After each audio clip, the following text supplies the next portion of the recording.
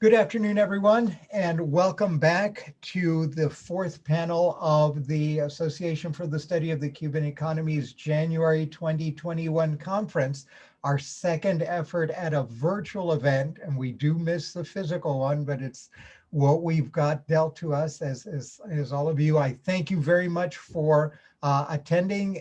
Panelists, I thank you for being here, and we are going to be talking about the unsung hero of Cuban policy and Cuban policy discussion, but probably among one of the most important sectors in dealing with issues of Cuba, not just within Cuba, but Cuba within the flows of trade.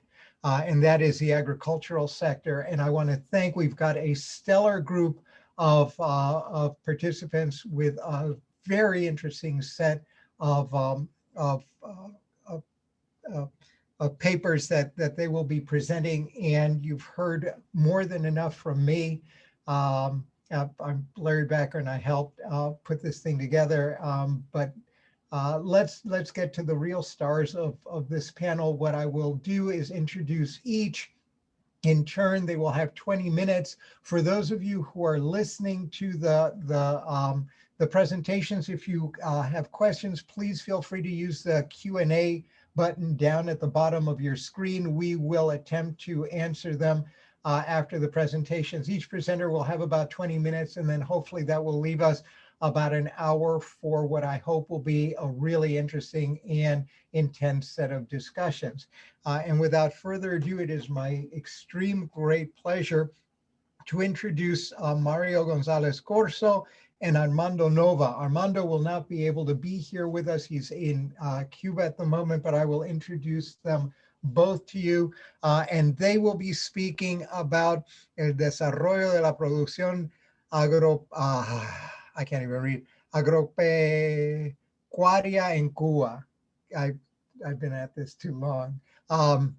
And we are going to be talking about the Plan de Soberanía Alimentaria y Nutricional. So it's going to be, and I don't know, is the talk going to be in English or Spanish? It will be in English. In English. Mario is a professor of economics at the Department of Economics and Business at Lehman College at the City University of New York, where he teaches graduate and undergraduate courses in economics and finance. He's also a faculty fellow at the Cuba project of the Bildner Center for Western Hemispheric Studies at the Graduate Center at CUNY, and contributing editor for the section on the Cuban economy of the Handbook of Latin American Studies, published by the Library of Congress. I bow to you, that's a great effort. His research and publications include financial sector employment trends and recent developments, entrepreneurship, with a focus on transition or post-socialist economies and economic reforms in transition economies, with a particular emphasis on Cuban agriculture, banking, and the emerging non-state sector. Armando Nova Gonzalez received his doctorate in economics at the University of Havana, where he serves as professor and investigador titular. He has served as part of the Equipo de Investigaciones Económicas Agrícolas of the Economics Faculty of the University of Havana, helped organize the Equipo Técnico Agrícola, and was heavily involved in citrus industry efforts back when there was a lot of citrus. He's given courses, lectures, and seminars all over the world, and in the US, including at Florida State University, Stanford, and the University of California at Berkeley. He's the author of 3 books, one of them, Aspectos Económicos de los Cítricos en Cuba, la Agricultura en Cuba, Evolución y Trayectoria, 1959 to 2005. I'm doing English and Spanish, sorry about that. Which was a winner of the University of Havana Prize for Best Book on Economics in 2006, and El Modelo Agrícola Cubano y los Lineamientos de la Política, Economía y Social, which won the University of Havana Prize for Distinguished Book Publications in 2015. His new book, El Cooperativismo en la Economía Cubana, is forthcoming. He's the author of co-author of more than 12 books, and a member of an author collective that received a national award from the Science Academy of Cuba for their book on Cuban economic restructuring. His work has received a number of other awards. We can go on and on and on. He is a member of the Board of Consultants for the journal Temas and sits on a number of agricultural boards. And with that, It's all Thank you. yours. Thank you, Larry. I'd like to, first of all, thank everyone for who's joining us for joining and this panel.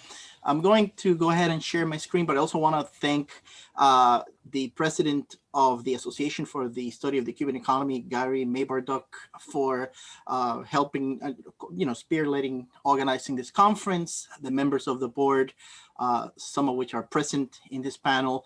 It's a pleasure to be in this panel with Juan Tomás Sánchez, who is very well known to the association, who has a very ample expertise in the agricultural sector. It's also a pleasure to have Bill Messina from the University of Florida participating in our panel. I look forward to their presentations, but I also want to welcome a new presenter, Joan, professor from the University of Miami, and who will be joining us also presenting in this panel. It's the first time that he presents at ASCE, so I'd like to welcome him to our panel as well.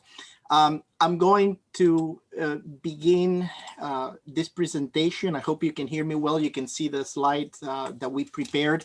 I'm really also honored to be co-presenting this paper with Armando Nova Gonzalez. I know his very lengthy biography was just summarized by Professor Catá Becker, but Armando, it's well known to all of us here in ASCE, particularly those of us who study Cuban agriculture, for his contributions to the research and publications on Cuba's agricultural sector.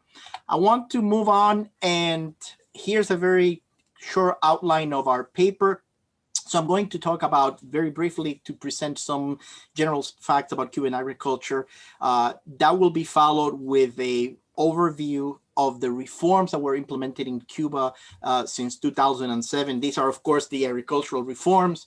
Then just to give us a sense of background related to the title of our paper, right?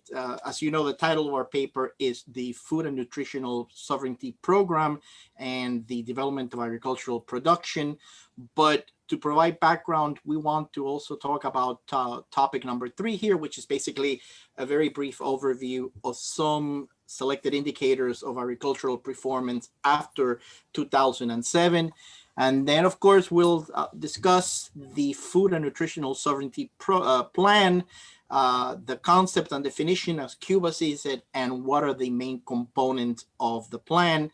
And then our final topic will be, or the final topic that I'll present here in this very short time that we have, will be the future prospects for Cuban agriculture based on what we know thus far about the Food and Nutritional Sovereignty Plan. So Cuban agricultural sector, a couple of facts about it. The total land surface, we're talking about only around 11 million hectares of agricultural land in Cuba. Of that, about 55% is held by the state sector and about 45% is held by the non-state sector. But when we look at what really matters, right, which is not just the total surface, but the agricultural surface and the cultivated land. As you can see here on this first table, the non-state sector, in terms of the agricultural sector, holds 68.5%. In terms of the cultivated surface, which is around 3.1 million hectares, 65% of that is currently held by the non-state sector. Just to highlight a little bit here, if you look at the distribution of land at the present time, in terms of the cultivated land, we have, within the non-state sector, we have the credit and service co-ops and private farmers, I should say, holding around 33% of that land. So just to summarize that, about 1/3 of the cultivated land is held by the more autonomous, in relative terms, credit and service co-ops and private farmers. And then finally, at the bottom of this table, you can see the amount of idle land. It's around 395,000 hectares. that represents around 6% of the agricultural surface. We also show data here just to give you a sense of what is the structure of Cuba's agricultural sector in terms of the productive units. Well, when we say that, there are really three kinds of general productive units. There are state enterprises, there are agricultural cooperatives, and of course, usufruct farmers and private farmers. But the epicenter of Cuban agriculture in terms of the productive units are the co-ops. And you can see here that at the close of 2019, there were 3,700 co-ops altogether. And the credit and service cooperatives were around 35, 36%, 40%. The UBPCs represented 40%. In our paper, we actually provide more information about the definitions and the specific features of the UBPCs, the CPAs, and the CCSs. So very briefly, these are the three principal kinds of agricultural co-ops that operate currently in Cuba. So the number has gone down a bit from, if we compare that to 2010, 2008, and so on. But here you can see the composition of the breakdown of the cooperatives that are engaged in agricultural production. Then, very briefly, just to give everyone a background in terms of employment and wages in agriculture. Well, what we present here is total employment and agricultural employment. If you look at total employment in Cuba, this is for all sectors of the economy, around 4.5 million people.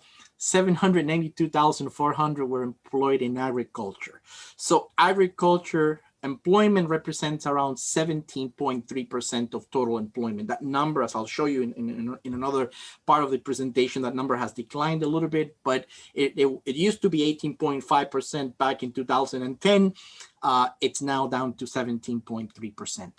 Agricultural workers employed by co-ops represent around 10% of the total labor force, not the total labor force, but total employment. But an interesting finding is this number in the bottom here. I was trying to see if I can have a pointer, but I don't have access to a pointer here. But the agricultural employment in agricultural co-ops as a percentage of agricultural employment, it's around 58%. If we go back, as we do in our paper, and we present that data for 2010, the percentage was about half of this, and we discuss why these numbers changed the way that they did. Finally, at the bottom of this table, because I really want to get to our to the plan, right? At the bottom of this table, we summarize the monthly wages on average nationwide for all sectors at the end of 2019, 879 Cuban pesos at the all sectors. But as you can see at the bottom of this page, number 3, in agriculture, the average wage, monthly wage, was 887 Cuban pesos. So that differential has declined. It used to be much wider at the beginning of the reforms. So we find that to be also an interesting finding. We also discuss all the reforms that were implemented in Cuba, all the agricultural reforms that have been implemented in Cuba since 2007.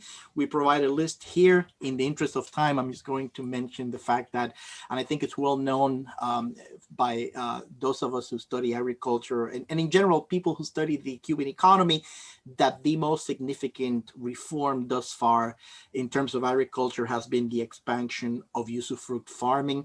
That began back in 2008 with Decree Law 259 and Decree Law 282.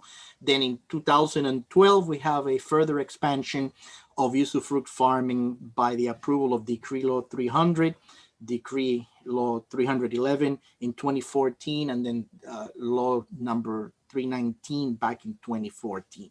So 2008, and then 2012, 4 years later, and then 2014, 6 years later from the initial reforms, we have an expansion of usufruct farming.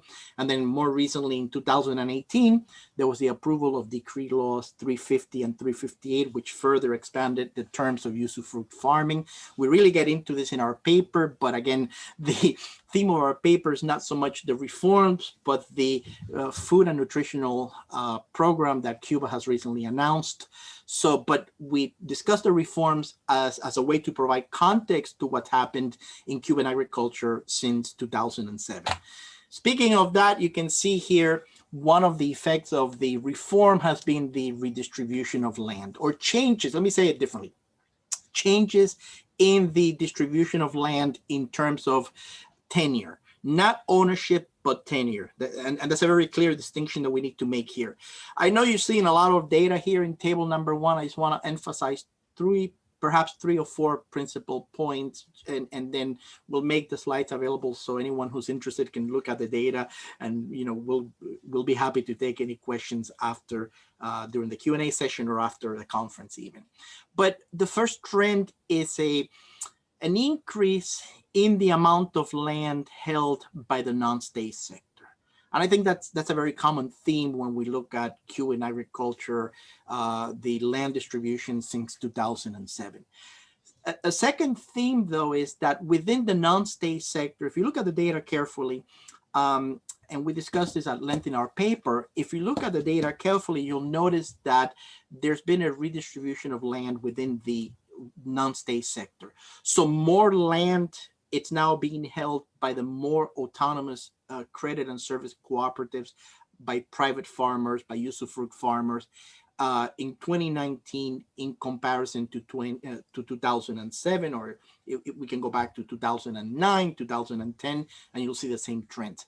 So what that means is that at the present time, you have a higher percentage of the agricultural surface, the cultivated surface, in the hands of the more autonomous productive units. Now, of course, that would mean, right, that would imply that if you have that, and we assume that credit and service cooperatives and private farmers are more efficient in terms of allocating their inputs to generate output than the UBPCs and the CPAs, that would mean that you would see increases in agricultural production. And I'll show you very soon that that's in fact the case.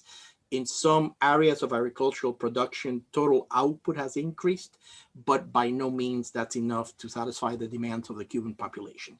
So there has been a change in land distribution. Employment, take a look at employment. So total employment has declined in Cuba from 2010 to 2019. Those were the two comparison points that we chose, by 8%. Look at the decline in agricultural employment. In fact, agricultural sector employment has almost declined by twice as much, not quite twice as much, but pretty close to twice as much. So 14% decline in agricultural employment. But you look at employment in agricultural cooperatives and look at the increase in that, 111%, which really merits some discussion, which again, that we cover that in our paper. But here, in the interest of time, I'm not going to get too much into the accounting reasons behind that change in agricultural cooperative employment. But the bottom line remains, demographic factors, economic factors are changing the employment trends in Cuban agriculture. So there's a migration of labor away from the agricultural sector to other sectors of the economy. There's a migration of labor in general away from Cuba, young people leaving Cuba, traveling, and moving overseas and so on. So the other key point that I want to stress here is, if you look at the bottom of this table number 2, you'll see the percentage agricultural employment as a percentage of total employment remains pretty much the same. It used to be 18.5% back in 2010. It is now around 17% in 2019. And again, another key finding here is around 35% of all the people employed in agriculture are usufruct farmers. So around a little bit more than a third of total agricultural workers are employed as usufruct farmers. So that's another trend that we saw. And then output. If you look at here in table 3, we have output data for non-sugar crops, and what we did is we took the leading categories of non-sugar crops, and we compare that their production levels back in 2008 and 2019. And you'll notice that it's really a mixed bag. You'll notice that in 4 of these categories, you see them in red, actually agricultural production has declined as a percentage, in terms of percentage, right? So vegetables, cereals, citrus fruits and other fruits and so on, agricultural production has declined in those categories. In other categories, production has increased, but again, we are it's well known. So it's a well-known fact that even though production has increased in some of those categories, it's not enough. Cuba does not produce enough food to feed its people. And so that brings us to the agricultural trade. Oops, sorry, let me go back to agricultural trade. And you can see a lot of red here. And, you know, the red represents a total value of merchandise imports as reported of food and agricultural imports, not merchandise imports from Cuba. And then the green represents on the graph the total value of merchandise exports, and this is in pesos, using an exchange rate of parity between pesos and between Cuban pesos and the dollar. So for all intended purposes, you can say, well, if you accept that parity between the two currencies, you can say, well, these are dollars. And whether, regardless of the currency, it's obvious that Cuba has a very large trade deficit in terms of merchandise trade deficit, but also in terms of agricultural products, food and agricultural products. We don't have here the composition of trade, but it's no secret that Cuba imports a significant portion of food and agricultural products from the United States. And I believe Bill Messina will discuss that in more detail. He's going to talk about these trends in more detail than what I'm presenting here. But the bottom line is that you can see here that import in 2019 are about 20 agricultural imports, or imports of food and agricultural products, are pretty close to 20% of total merchandise import in terms of value, not volume, but value. So this is the background, and then that's going to bring us to the central theme of our paper, which is, you know, our description, our analysis so far on what's been published on Cuba's food and nutritional sovereignty program. Now, so here we wrote it in Spanish and we translated it to English as well. What is the concept of food sovereignty as Cuba sees that concept? And what's important I'm going to focus on the definition in English. What you can take away from here, the main takeaway in relation to our research, is that one major objective here, or one major component of this plan, is the reduction of dependence on external resources and inputs, right? So the idea goes back, it reminded me right away when we started looking at this food and nutritional sovereignty plan of the Plan Alimentario that was implemented in 1989, 1990, the so-called food plan, food plan, implemented by Cuba to be able to, going back 30 years, to exactly accomplish what's being purported here, which is to reduce the country's dependence on the external sector in terms of agricultural input, but also in terms, not just input or intermediate goods, but also finished goods and so on. So here's a very basic view of this food sovereignty plan.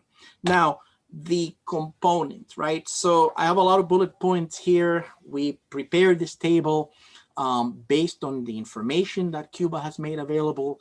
And I want to just talk about the components very briefly and then move on to our conclusions in the interest of time.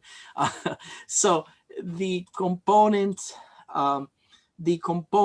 are, first of all, a sustainable production model. I have about 2 minutes to finish this. So the sustainable production model, that's one component. The second component is called transformation and commercialization. So clearly here, Cuba is trying to push some reforms, or assuming that they're going to push some reforms in the distribution of agricultural products. Component number 3 It's called Access to Resources, and this is the one that really has more of the economics based component. And in essence, what they're talking about here is import substitution, integrating supply chains, bringing know-how, and connecting international cooperation and national cooperation, and so forth and so on. And then the fourth component, it's more of a softer component, which is basically nutritional education. And it deals with educating the population based on gender, based on age, and so on, about what are the best practices to obtain optimal nutritional outcomes. So this is a very broad picture that we have here. And then, so what are the prospects that we see? Well, let me hurry up here because I'm running out of time and I want to respect the time constraint that we all have here. But, obviously there's so many issues that remain unresolved. These are issues that have been mentioned by many of us throughout the years who study Cuban agriculture. So, and the Food and Nutritional and Sovereignty Program does represent an attempt to address these issues. But in our view, Cuba really needs deeper agricultural reforms to accomplish, a greater degree of, domestic food production and to reduce that trade imbalance in agriculture. So that summarizes our conclusions. I want to thank you all for giving us the opportunity to expose our paper in this panel, and I'll be happy to take any questions during the Q&A session and beyond. Thank you very much. Well, thank you very, very much, Mario and Armando. It was a fantastic presentation. I've got a million questions for you, but we'll defer to our audience. And with that, we've got a great segue with Bill Messina, who will be speaking about Cuba's agricultural production and trade patterns, good news or bad news. Bill is an agricultural economist with the University of Florida's Institute of Food and Agricultural Services. He's been collaborating with economist colleagues at the University of Havana for over 25 years, assessing the challenges and opportunities that may arise for Cuban, Florida, and U.S. agriculture as U.S. policy changes and changes and changes. Take it away, Bill.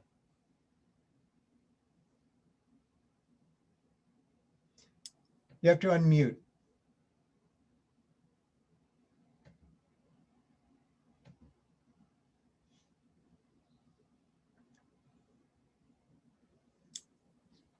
There we go.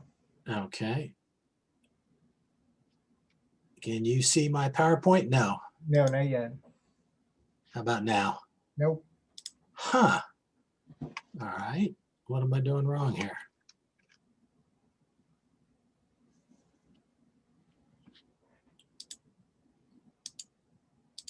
Open it on your desktop first and make sure that it's open. It's open. I see it on my screen. Yeah. All right, and then at the bottom of the Zoom screen, there's the green share screen button in the middle. I thought I clicked that. Yeah, now I got a screen. Sorry about the technical issues here. There we go. There we go. Got it. Excellent.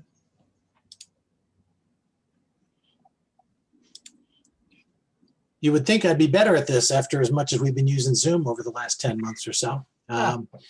Good afternoon, everyone. It's a real pleasure to be here. Thanks to all of you who are logged on. And special thanks to Larry and to Gary and Jorge Perez Lopez, I'm sure, who was involved for organizing this event. And thanks also to Mario for organizing this particular pattern. Now, despite the theme of the meeting this year, or this session, this program, I'm not here to suggest policy changes or anything to Cuban government authorities. There are a lot of really talented, very knowledgeable economists in Cuba who can do that far better than a gringo from Florida like me.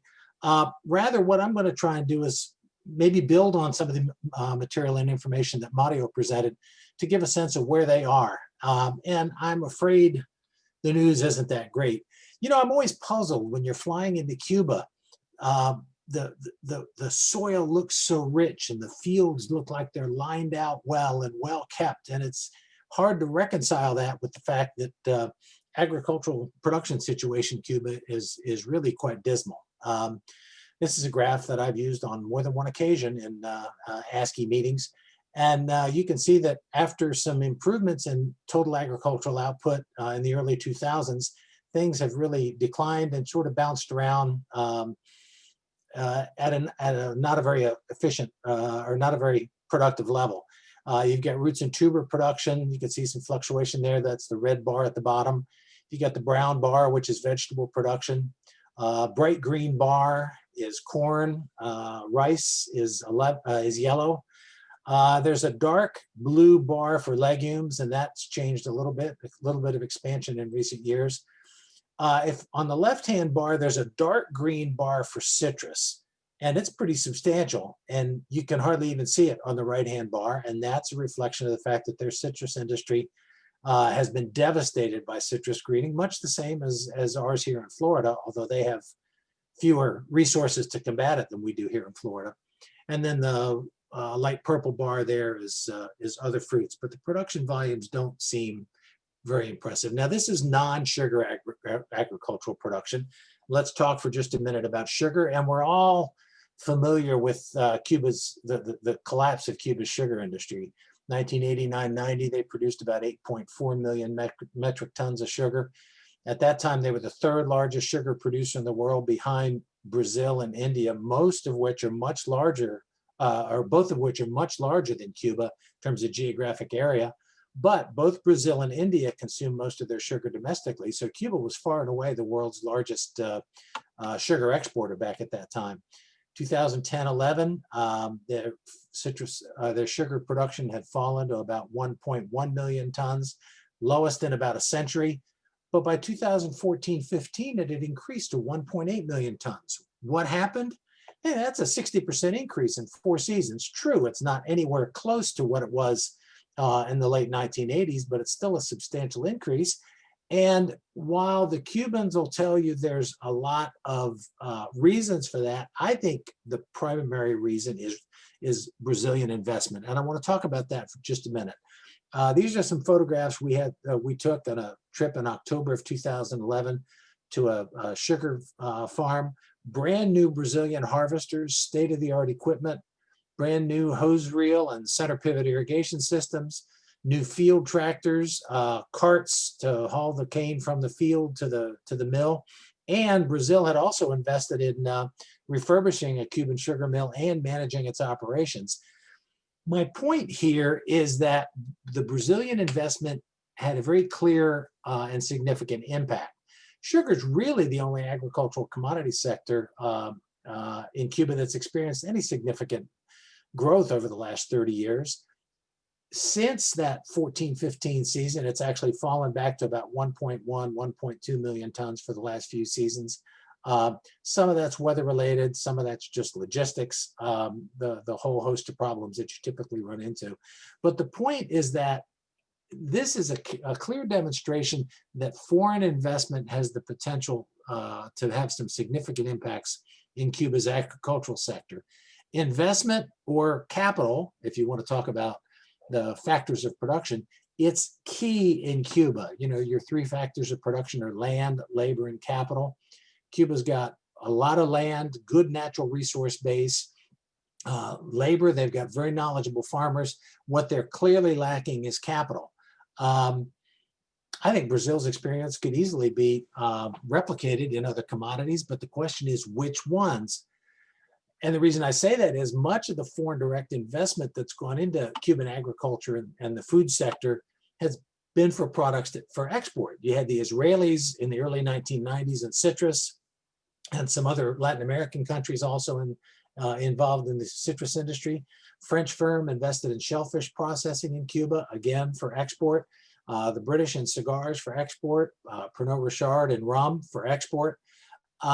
There has been some money invested in rice in recent years, but it's really been more a function of foreign aid than it has been foreign direct investment, which suggests that it's going to be kind of a short term rather than a long term, have a short term rather than potentially a long term impact. And then the big question, who's going to invest? With the Helms-Burton Title III lawsuits able to be pursued out there, was spoken about in the session this morning, I think that's a real question mark. Now let's move on to Cuban trade, and this is U.S. food and agricultural exports to Cuba from 2000 to 2020. Reached $700 million in 2008. Now that was a little bit of an anomaly, but you can see that it's declines, a few increases. 2020 here is projected based on the data for the first 10 months of the year. Not looking nearly as promising as it did in the early years, but from the standpoint of U.S. agriculture, it has totaled almost $6.5 billion, and that is not insignificant in the context of U.S. agricultural trade. That's a nice new market for U.S. agriculture. Now, this is a graph of Cuba's food and agricultural imports by country or region, 2000 through 2000. I've got 2020 estimated there, but or not estimated, it's data through September. 2000, the Trade Sanctions Reform and Export Enhancement Act was passed by the U.S. and signed by the president, allowing the sale of food and medicine to Cuba. U.S. Sales to Cuba that year were zero. Cuba didn't start importing until November of 2001. You can't see it, but there's a little sliver of red at the bottom of the stack there for 2001. And then you can see the U.S. Has been a fairly significant, for a while there was a fairly significant supplier for Cuba. You've got Brazil in dark blue, the 27 countries of the European Union in green. Croatia was added as the 28th. Don't include the Croatian data there, and it was negligible, if not zero. You can see Argentina in 2013 starting to become a bigger participant, and then all the other countries of the world later there. So I mentioned the TISRA legislation, the trade sanctions legislation allowing the sale of food and medicine, but I want to look at who are Cuba's main food suppliers. By 2002, the first shipments to Cuba were 2001. In 2002, the very next year, the U.S. was Cuba's most important supplier of food and agricultural products as a single country. European Union together was in many years more significant. Between 2002 and 2013, the U.S. was Cuba's #1 food supplier in every year but one. So even with the embargo in place, we're a major supplier to Cuba. Since that time, Cuba's major food and import suppliers have varied some. This is a interesting graphic, I think. You get the European Union, they're consistently from 2015 through 2020, they're the largest supplier, the 28 European Union countries now. In 2015, Brazil had taken over the #1 spot, US had fallen to #3. 2016, Brazil fell to #3, Argentina moved up, the US was #2, then US moved up. So you can see those three countries were sort of in the mix. 2018, all of a sudden, Mexico comes into the mix, and Canada a little more actively. Argentina drops out or drops down. 2019, Mexico, Canada still in the mix there. Interestingly, 2020, Uruguay came in as the third largest supplier. Pardon me. So it's been kind of a mix of suppliers. The top 5 food suppliers typically for the last 5-6 years have typically represent about 3/4 of Cuba's total food imports. If you look at the top 10 suppliers, they represent between 93 and 96% of Cuba's total food imports.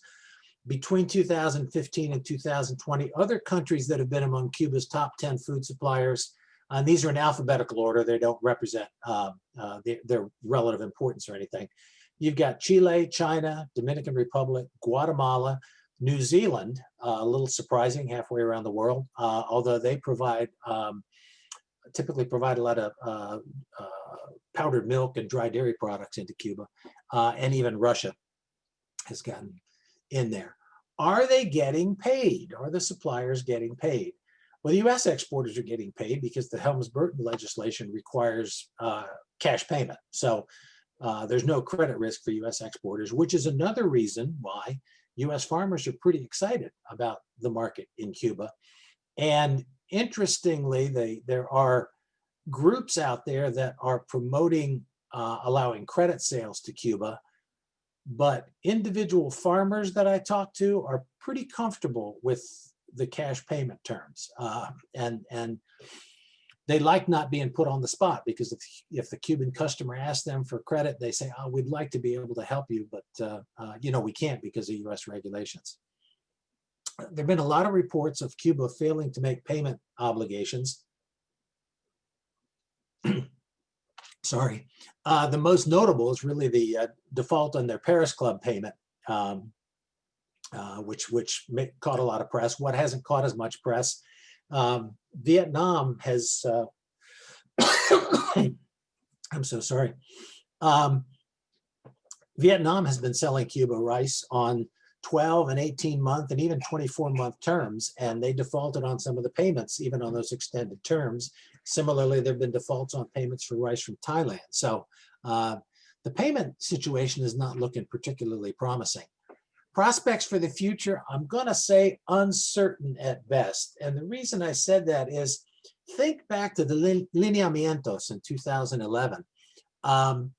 That was the agricultural chapter in the lineamientos was the second longest in the entire document.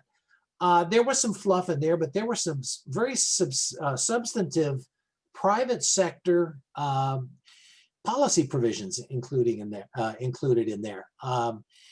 But they haven't been able to implement nearly as many of them as they had hoped, certainly. Giving access to idle land is good, but the problem is if a farmer gets idle land that's covered with marabu, he or she doesn't really have much of a way to remove that marabu. It's a very difficult plant to eradicate.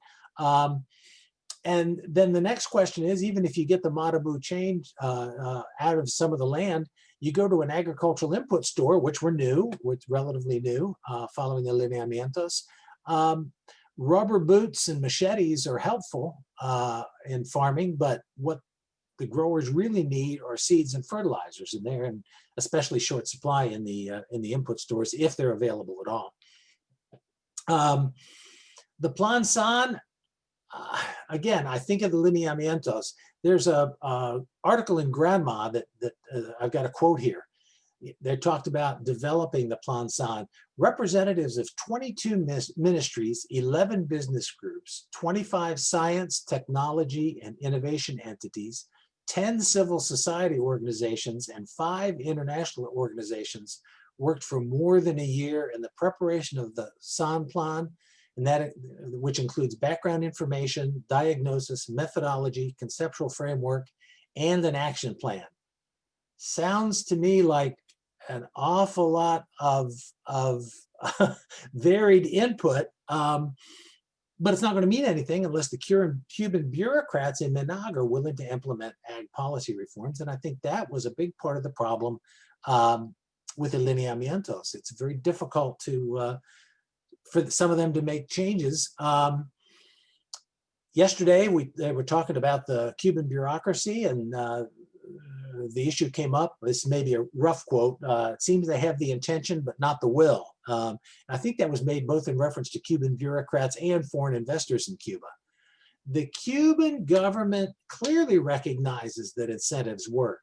You look at the shelves in the ration store, they're empty. You look at the mercados agropecuarios, and when you consider the lack of resources the Cubans have, the supplies of food in the agro markets are really quite impressive. The quality, the supply, the variety, expensive for the average Cuban. That's the problem.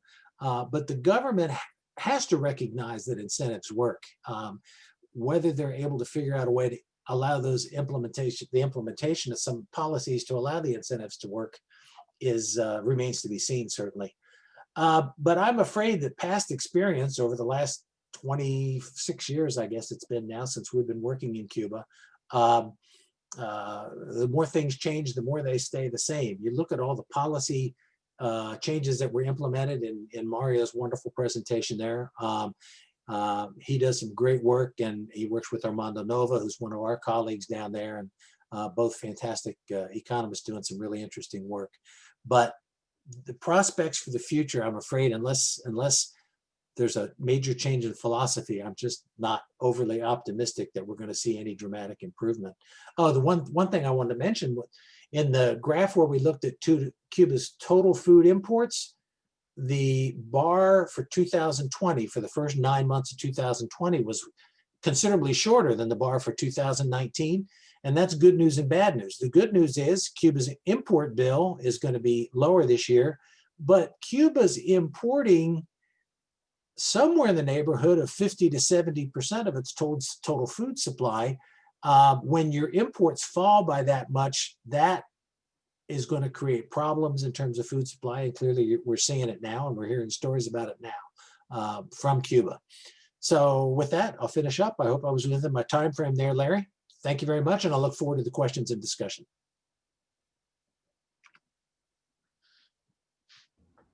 Well, thank you very, very much, Bill. Great presentation. We move next to Juan Tomás Sánchez, who will be speaking to us about la Tarea Ordenamiento y el cultivo de la tierra. Juan is a graduate civil engineer from the University of Miami in Coral Gables. He's a registered professional engineer in the state of Florida, and he lives and practices in Coral Gables. He's worked for local and multinational pharmaceutical and engineering companies in the areas of design and project management and capital projects, and represents the Association of Sugarcane Growers of Cuba, since designated in 1998 by those elected in the association's last democratic elections in Cuba in 1960. Sanchez regularly publishes in journals and makes personal presentations about sugar, with emphasis on world market conditions and the future of the sugarcane agribusiness in Cuba under rule of law, a private economy, and separation of powers. Other subjects include labor relations and practices before 1959 and future projections. He's a longtime member of ASCE, thank you, and a regular contributor and presenter since 1996. Thank you, thank you.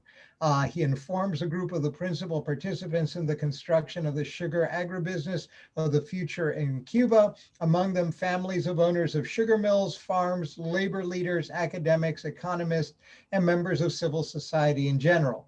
The topics are as varied as the industry as a whole, namely, it includes world events related to sugar, ethanol, and cogeneration of electricity from surplus bagasse, trade, and statistics. And with that, take it away. Thank you, Larry. Thank you. It's going to be a sugar-free presentation. Let me see if I can. Can you see me now or no? Yeah, we can see you, but not the presentation. Go back to the presentation, split screen. There we go. And then now we are? There you go. Okay. My presentation basically is going to be in Spanish, but maybe the opening remarks, I have to really thank Jorge Perez Lopez, Gary, and Larry for making this possible, and very, very efficient, very well produced. And also the Sylvia for their background work all these months. I get an inspiration from Jorge Sanguinetti's presentation a day or two ago, when he said that in his presentation, two things. He would like to do it in Spanish in case someone in Cuba heard it and want to do something about it. And the other thing that Jorge Sanguinetti did was a little view of the past. So I'm going to do both. I'm going to do in Spanish, and I'm going to present with a little vista of what happened in Cuba before a revolution, to put the things in perspective. So basically, there's a groundwork that I follow, and was the requisites for the conference, where it says reforms inside of what the authors estimate that the Cuban government could do or could be ready to do. Basically, that's very important. I think when we have a crisis like we have now in agriculture in Cuba, basically it's not an elephant in the living room, it's an elephant en una cristalería. Any movement down is a disaster. And then second, I take inspiration in Pedro Monreal's, where he says, it'd be good if the experts in agriculture explain the footfalls in the agricultural politic. And they have suggested to double the area in Mayabeque, which is the area south of the province of Habana, that is the food basket of Cuba.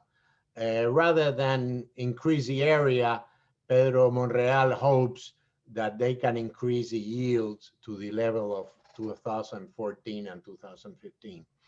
So basically, I take a look at the past, like Jorge recommended, and between 1957 and 1961, the yields, and I have there a lot of basic commodities, arroz, maíz, frijoles, boniato, and I scribbled myself here to let you know that the drop in those 3 years was 42%. And even here, Vice Minister of la Agencia de la Reforma Agraria, he's surprised that they have had a drop of 50% in corn. So that's a view of the past. But that was possible, that there was fairly high yields in Cuba because there were 3 conditions that made it possible. Las 3 condiciones que lo hacían posible entonces e improbable hoy es que durante muchos años, yo no sé desde cuándo, el peso y el dólar estuvieron a la par. Eso dejaba establecido una gran garantía a la hora de invertir en Cuba y también fue una gran protección al salario de los que menos salarios ganaban, de que no estaban expuestos a lo que estaba pasando en el resto de Latinoamérica, que cualquier devaluación te reducía tu ingreso real en las 2/3 partes. Otra cosa que imperaba, hacía las condiciones posibles, era el Estado de Derecho que había. Y la tercera es que había libre asociación. Los sindicatos eran fuertes, las asociaciones de productores eran fuertes. Nosotros pertenecíamos a la de cosecheros y exportadores de frutas y vegetales. El transporte, había libertad de asociación. Hoy en Cuba no hay una sola en la que su dirección haya sido libremente elegida. Pero sin embargo, quiero dejar aclarado que el mercado nacional para el agricultor padecía de inmensas distorsiones. Era muy difícil llegar a los mercados de La Habana con una producción que no haya sido financiada por lo que se llamaban los placeros, los dueños de los puestos en el mercado. Ellos no querían competencia. Y así, después de varios de fraudes, nos dirigimos, como mi padre, a la exportación de frutas y vegetales, que también tenía sus problemas. Y uno de los problemas grandes era que solamente había un ferry, que era el de Mr. Taylor, que cuando se lo prestaba un amigo, pues no podía llegar ese día al mercado de Pómpano. Y Batista después rechazó el que se llevaran a Cuba las plataformas para llevar los trailers con aire acondicionado, como venía todos los productos desde México hasta la costa este. O sea, ayer y hoy la producción agrícola a escala lleva altos riesgos que no puede absorber el agricultor. Cualquier siembra de un poquito de envergadura puede llevar una inversión de 150 a 200 mil dólares. Rara vez un agricultor puede hacer eso. Nosotros corríamos ciertos riesgos porque teníamos el respaldo de la caña de azúcar, que era bastante estable. Pero en sí, el agricultor le es muy difícil llegar a la capacidad económica rentable sin tener un socio capitalista que esté dispuesto a correr el riesgo. Ahora vamos a entrar en el meollo de la cosa. Hay una crisis alimenticia en Cuba. Por el otro lado, los que están preocupados por la inflación, aunque Cuba multiplique por 5 los sueldos, la inflación es el mayor enemigo, la producción agrícola es el mayor enemigo que tiene o el mejor amigo que tiene la inflación.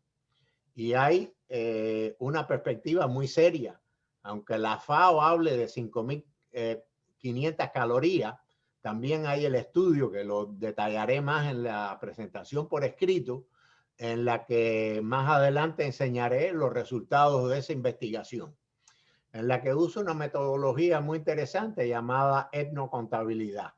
En otro momento hablamos de esto. Pero esto es lo que ellas evalúan: 2 familias.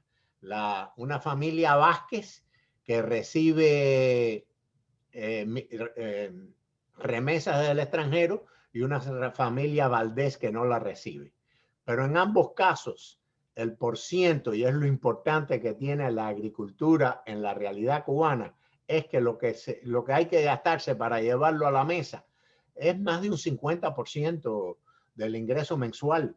Eso es una barbaridad, pero bueno, es la realidad que hay allí. La otra tabla que ellos publican es, por ejemplo, la familia Vázquez, que es la que recibe remesas, como ellos compran muy poquito de su alimentación es por la libreta de racionamiento. Mira el porciento de su ingreso que consumen en los shopping en CUC y en los mercados agropecuarios y en el mercado negro. Y la otra familia que no recibe remesas, fíjese que en la shopping no compra nada, todo va algo en el mercado negro, algo regalado, y esos son los pesos gastados. Es una situación que hay que tener en mente cuando hablamos de la situación alimenticia que padece Cuba. Este fue el cálculo de la FAO: 3.000, 3.400, 3.500. Pero este es el cálculo de estos estudios de estas 2 familias, en las que ustedes verán que en el 2010, 2011, 2012, aquí me faltó el otro dato, era la mitad de lo que dice la FAO, la mitad de lo que se estima en Cuba. Lo mismo para la familia que recibía remesas, no es mucho más, no se alimentan mucho más, no hay mucha más opción de comida. Hago énfasis en esto porque esto es el fondo de la cuestión que amenaza a Cuba. Entonces, ¿dónde está el problema? Quiero dejar aclarado que el cultivo de la tierra no se resuelve ni en el mercado ni el Estado. Es un negocio de ambos.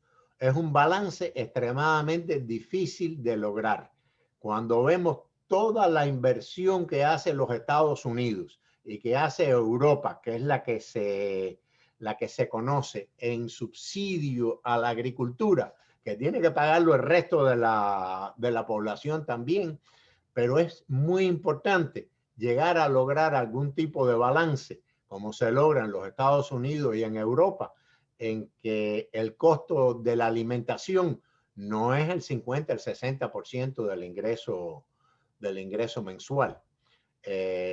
Ante esta situación tan difícil, lo que estoy tratando de plantear aquí es que es inevitablemente que está entrando en Cuba la solución que necesita el tipo Plan Marshall, dentro de lo que el gobierno cubano esté dispuesto a hacer, como dice el dogma de ASCE para esta conferencia.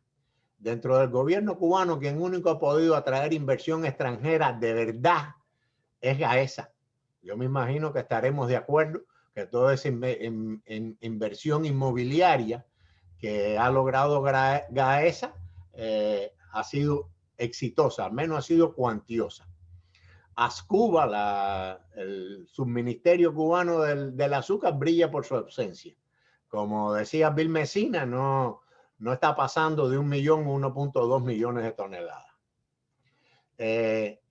GAESA no se deja gobernar.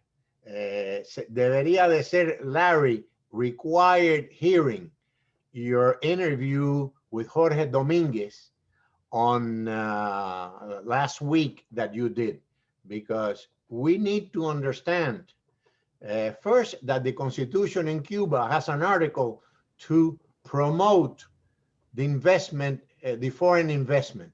And then the next chapter is basically to control everything else that is produced nationally in my own terms.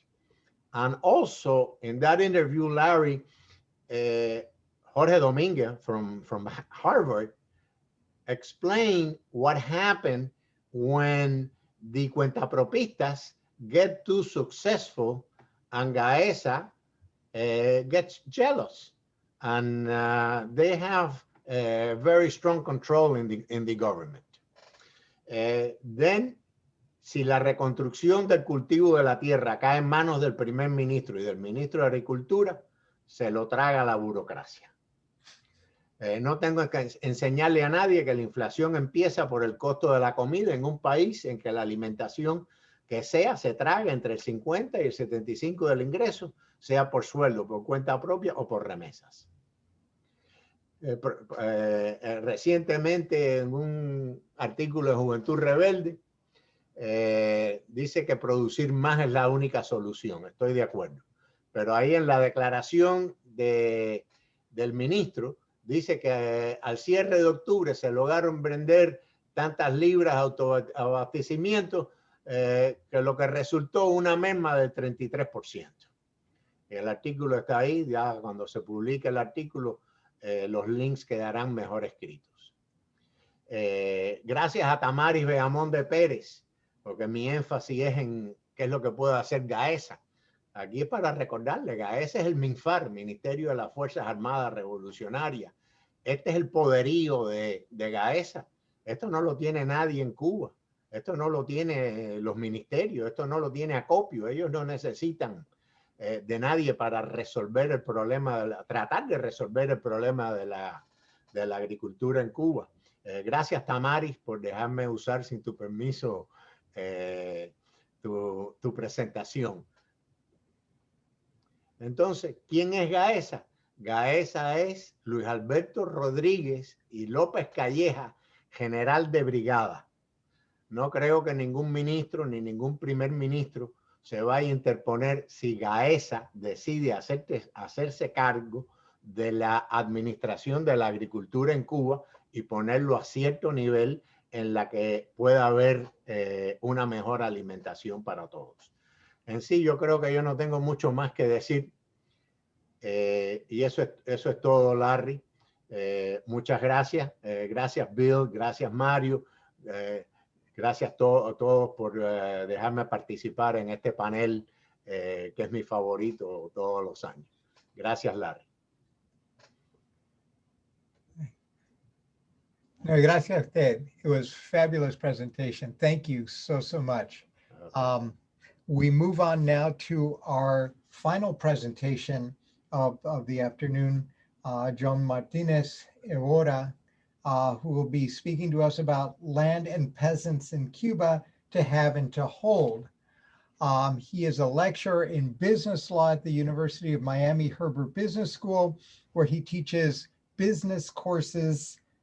Prior to joining the school, he was a visiting assistant professor of law at the University of Miami School of Law, where he taught the law of obligations and international family law. He previously been a member of the faculty at the University of Havana. He holds a JD, magna cum laude from the University of Miami, and a licenciado en Derecho degree with honors from the University of Havana. In addition, he's practiced as a litigator and in the areas of business law and real estate. His current research interests include contracts and international laws affecting U.S. businesses.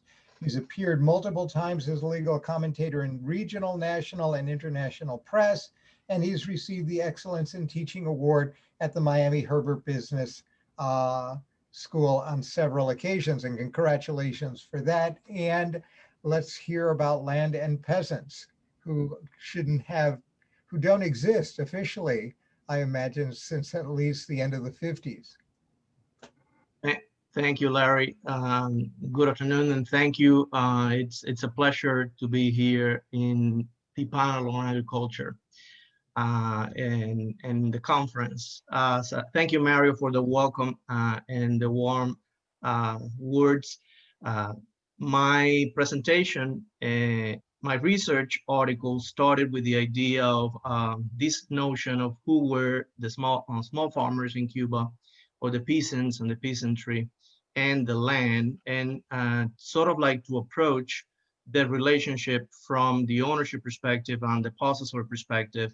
I have to admit that after hearing these wonderful presentations, I not only going to be talking about this, but I learned a lot from all of you. Very interesting presentations. So the scope of the research is very narrow. It is to examine that relationship between small farmers, and I'll say it in a minute, why peasants, in my opinion, include both, not only those small farmers owning the land, right, that legally belong to them. They survived the first and the second laws of agrarian reform, but some of them were actually given land by the agrarian reform, but also includes the word peasant, those that possess land. They're not the owners, right? And in my concept, I include this notion of tenure, land tenure. They possess the land for cultivation and subsistence. So this is less likely to be land for agricultural production and commercialization, business purposes. So the scope of the article, again, is very, very narrow. And I treat peasants as small farmers, those usufructuaries in the decade of the 90s, but also the small farmers, the traditional small farmers under Cuban law, agricultores pequeños, right? That they are under Cuban law still, they remain as owners of the property. And then I pose this question of to have and to hold. This is a very old English phrase. To hold on behalf of the Lord, to have, it means to possess. So what does it mean in Cuba and under the complexities of the Cuban realities, to have and to hold land, either as a small farmer being the owner or as a small farmer being the usufructuary? I only use this, and the purpose of the article is not to offer a critique on the agrarian reform, nothing like that, but I use this report on the critical analysis of the agrarian reform to draw some conclusions and interesting data. And many of you have said it, that agricultural production in Cuba was predominantly for the sugarcane industry. And then most farms, even before the agrarian reform, were small farms. So you have more than 100,000 in 15% of the total land, and more than 16,000 medium farms up to 5 caballerías, 67.1 hectares, were also small farms, right?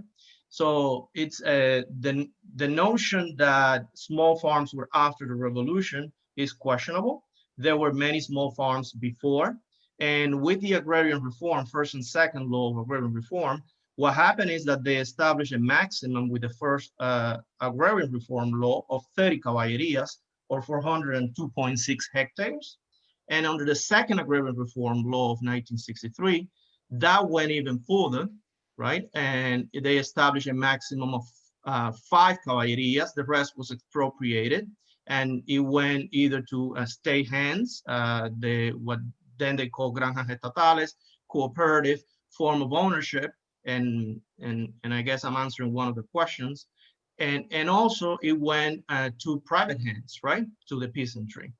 So then, having said that, what is the current state of the law in this area? Who are the small farmers, right? And who are the peasants, Larry, back to your question? Well, it's predominantly in this pyramid, calcium pyramid. Under Cuban law, we have the Constitution from 2019 and the Civil Code of 1987 clashing these two bodies of regulation. Then you have the Decree Law of 125 dealing specifically with small farmers and the treatment of these property laws, right? And then resolutions and reglamentos implementing this decree law. And then you have also the decree law of 358. And thank you, Mario, because you mentioned that in the latest reform. Now, this has suffered so many changes and amendments, 259, then 300, then 358. That's the one I'm going about because it's the most recent. Maybe it will change before the article is published. And this decree law 358 of 2018 deals with the usufruct of state-owned idle lands. Now, these are also, in my opinion, small farmers, right? So let's talk about the Constitution and the Civil Code 1, then 125, and then 358. Under the Constitution, the problem is that the socialist property of the entire people is the predominant form of property in Cuba.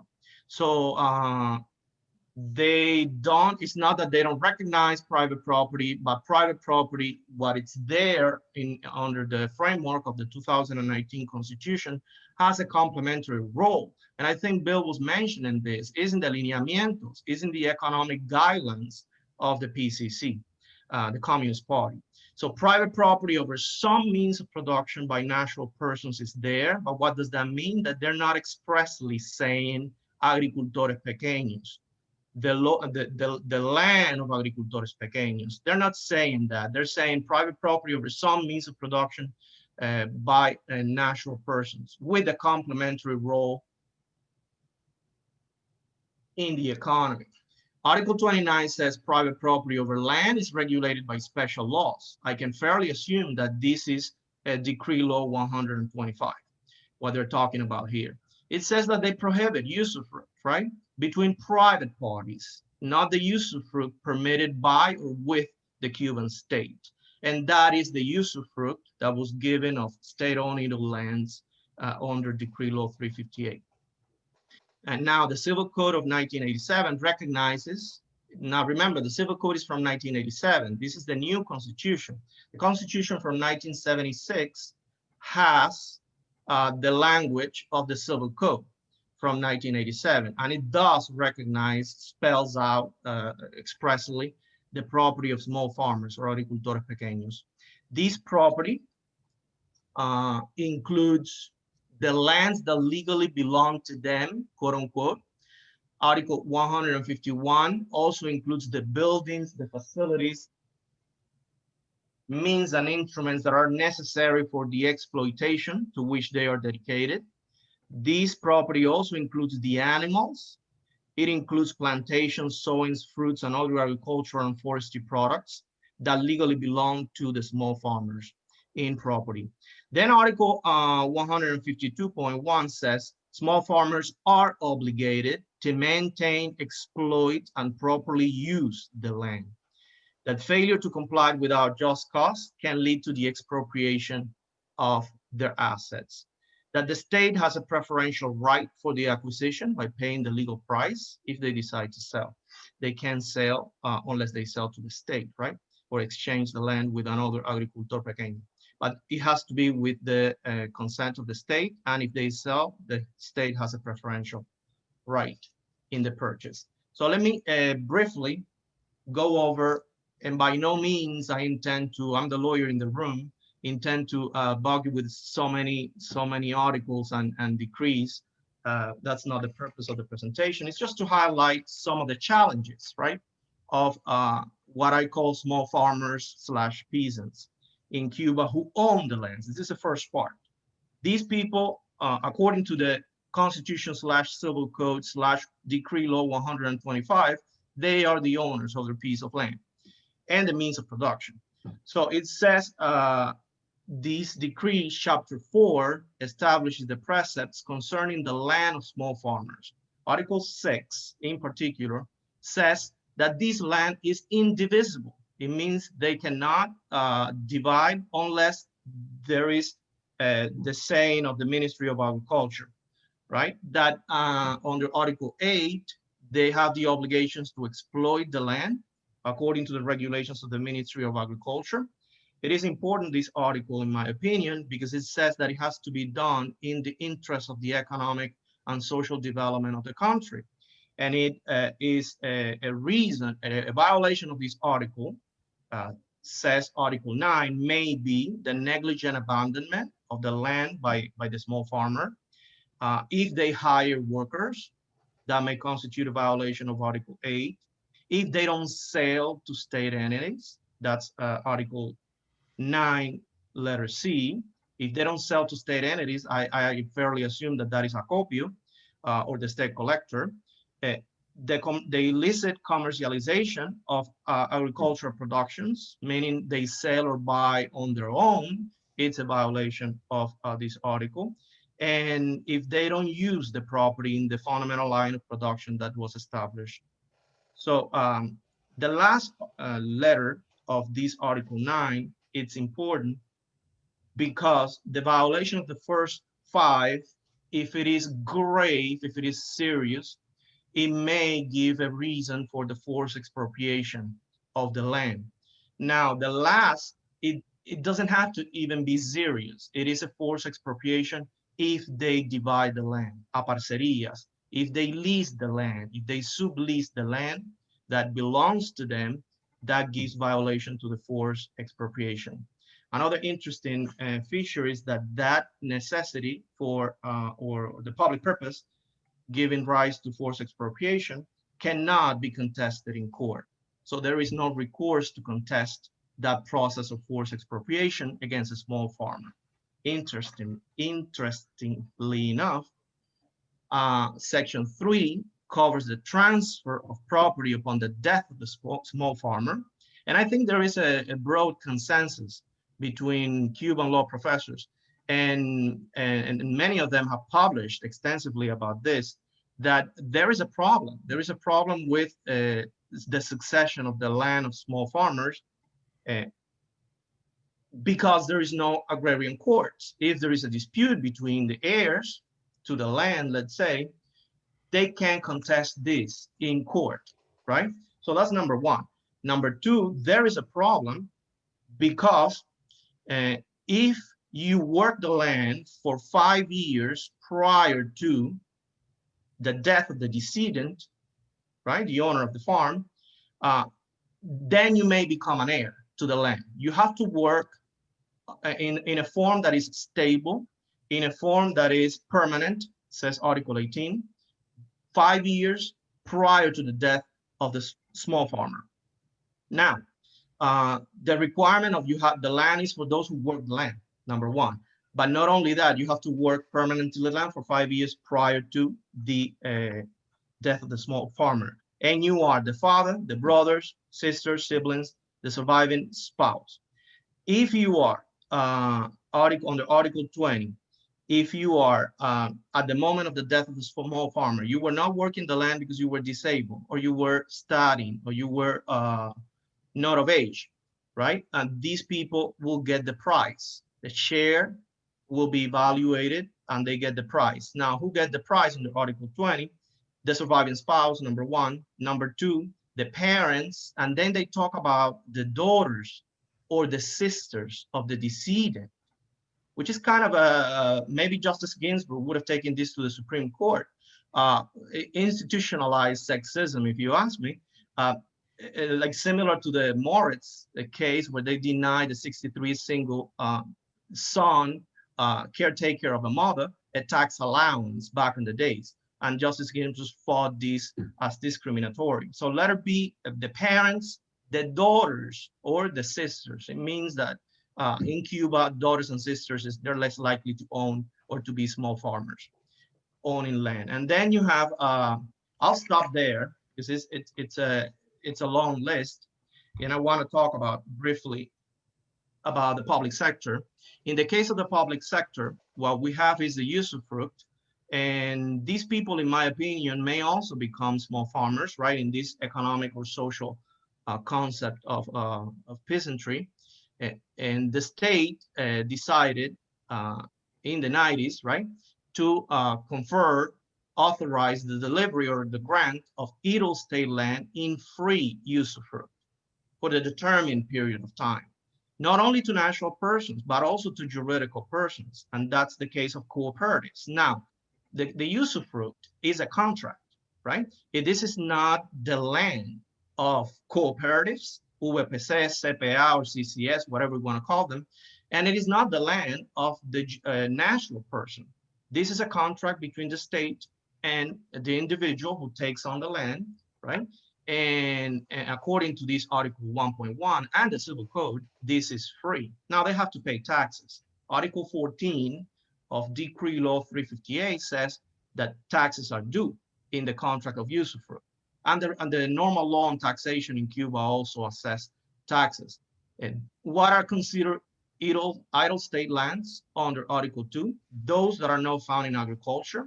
And we were talking about Marabu. Well, those that are covered with Marabu, weeds or invasive plants are considered idle lands. And those dedicated to livestock production with a low load of animals per hectare, and those used for crops or plantations that are not suitable for the suitability of the soils. These are idle state lands. I'm going to briefly go over the concept of usufruct. Under the Civil Code is the free enjoyment of the property of others with the obligation to preserve, okay, 5 minutes left, to preserve its form and substance unless the title of its constitution or the law authorizes otherwise. The rights and obligations of the usufructuary are those determined by the title, the contract constituting the usufruct. And general limitations to the right of property also apply to the right of usufruct. A couple of interesting points that I found while I was examining the most recent legislation is this concept of a state idle land fund and what goes there. And from there, the state distributes the land. A colleague said not long ago, this is like a reverse agrarian reform. Well, not really. These are land that are abandoned for more than 6 months by the state entities, by usufructuaries, or those to which the usufruct for self-sufficiency have been revoked by resolution of the delegate or municipal director of agriculture in Cuba. And the idle ones that are in the interest of the state, and the state via the expropriation, the forced expropriation acquired property. And the concept of improvements or benefactions, being hechurias, it's called under the law, are those improvements to the land and the dwelling of the usufructuary, right? But they cannot sell, right? In my paper, I argue this small farmer entitled to an usufruct cannot sell the bienhechurias, so they dwell in the property, right? Spend time, money, resources building this house, then it's not really her house or his house. They can't sell the bienhechurias, not the bienhechurias may be object of usufruct or any other third-party right. And the maximums, as Mario and I think Bill said, they've been extended under the latest amendments to 20 years. Now there is a clash. I assume this decree law modified all of a sudden the Civil Code because the Civil Code calls of 25 years for juridical persons, but the decree law says this is indefinite. They're granting this usufruct for an indefinite period of time. And Article 10 is also interesting, and I'm wrapping up, because if the usufruct is intended for commercial purposes, then they have to buy machinery and resources and sell the production via the state-sanctioned enterprises, the UVPC, CPA, CCS, and sell the production via these channels. So the small farmer can take the crops and go to the market in the municipality. Last but not least, there are more than 20 reasons for terminating the contract of usufruct under the latest decree law. And regular, normal causes of extinction, mutual rescission, agreement of the parties, and so on, lapse of contractual term. But if they hire workers, if they don't associate themselves to state-sanctioned entities, if they give the land unauthorized use, if they transfer to third parties, unauthorized improvements and bienhechurias, all of these will give rights to the termination of the contract of usufruct. Well, the paper, more than just reviewing and examining what the concept is also confirming, in my opinion, or studying that the small farmers are twofold in Cuba, right? Those that own land, the survivors, I call them, or those that were granted title under the agrarian reforms, no more than 5 caballerías. But there are also other kinds of small farmers that they don't own the land. As a matter of fact, they are at the mercy of the state. In my opinion, private property, as William Taft said, it's the greatest of the incentives in economics. I would say lifting property restrictions could provide incentives to peasants and their families and boost productivity and the spirit of entrepreneurship. Now that they're talking about a law on pymes, small and medium-sized enterprises, maybe these farmers can become the entrepreneurs, right? All of a sudden, promoting private market initiatives could facilitate the buying and selling of machinery, so much needed in sustainable agriculture. And last, the promotion of private market initiatives could also open supply chain mechanisms necessary for the placement of these agricultural products from the farms to the markets, which at the end of the day is one of the most crucial, right, issues that the Cuban society is facing, putting food on the table. Thank you. Thank you so much. Well, thank you very, very much for a very interesting discussion. I'm still not sure about peasants, but really quite enlightening. We have the papers actually worked really well together.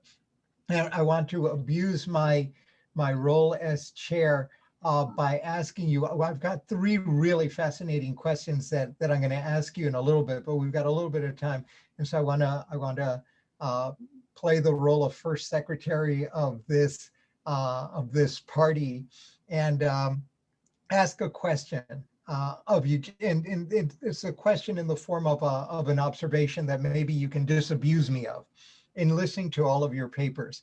What I've heard over the course of 1, 2, 3, 4 excellent papers is it's a conundrum that in my mind seems incapable of resolution. And that is the absolute inability within either Cuban ideology or Cuban pragmatism to bring together 2 intimately related but quite separable problems. And the first problem is the problem of the production of foodstuffs. Food security, what is it that we're going to grow? How can we grow? The problem of Maraú, the problem of arable land, the problem of are we going to grow bananas or citrus fruits? The problem of production, it's technical, it's resource related, as Bill nicely mentioned. We're dealing here with issues ultimately going to the issue of maximizing the welfare of food production, whether it's food security or food welfare, as the state understands it. And then related to this more technical problem, the problem of food production, is the problem of the role of people in the production of food. This is John's problem of the peasant, the owner. And here you're dealing with peasants, owners, co-op members, employees, but you're dealing with an intensely political and an intensely societal problem, the ideology of which can sometimes appear to be, at least in your discussions, and Mario was really good at bringing this out, could be absolutely run against the imperatives of production. And so you've got these 2 things going on with 2 different sets of ideologies, the ideologies of the peasant and the ideologies of the revolutionary experience of the rural areas, and then the imperatives of production in a Marxist-Leninist state. Is there any way that you all see of bringing them together, of aligning them, or is that going to remain a fundamental problem of creating some sort of coordination or coherence in Cuban agricultural policy, whether under a Soviet Marxist style, a Chinese markets Marxist style, or a more traditional markets-oriented style? So that's sort of my question and observation, and my effort to kind of bring all of these together.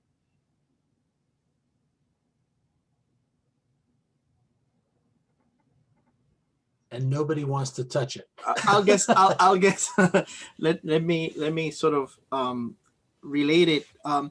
So one underlying theme from all the presentations in the panel here are, the challenges that Cuban agriculture faces. Most of us really concentrated on non-sugar agriculture, although usufructo also extends to sugarcane.